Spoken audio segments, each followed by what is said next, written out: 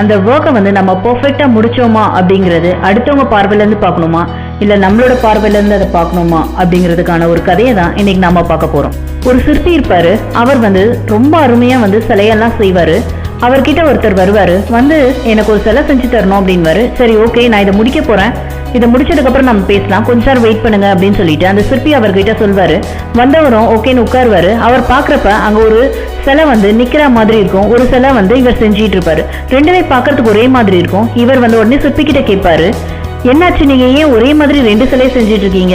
யாராச்சும் உங்ககிட்ட ஒரே மாதிரி ரெண்டு சிலையை வந்து செய்ய சொன்னாங்களா அப்படின்னு சொல்லிட்டு அவர் கேட்பாரு. உடனே சிற்பி சொல்வாரு, இல்ல இல்ல, அதோட மூக்கு மேல லைட்டா ஸ்கிராட்ச் விழுந்துருச்சு அப்படின்னு சொல்லிட்டு அவர் சொல்வாரு. உடனே இல்ல, ஓகே, ஸ்கிராட்ச் விழுந்ததுனால என்ன இப்போ அப்படின்னு கேட்பாரு. ஸ்கிராட்ச் விழுந்துருச்சு, அதனால அது பாழாயிருச்சு, அதனால அதே மாதிரி இன்னொரு சிலையை செஞ்சிட்டு இருக்கேன் அப்படின்வாரு. இதோட உயரம் சுமார் ஒரு 15 அடி இருக்கும்னு நினைக்கிறேன். நீங்க சொல்றபடி பார்த்தோம்னா மூக்கு மேல இருக்க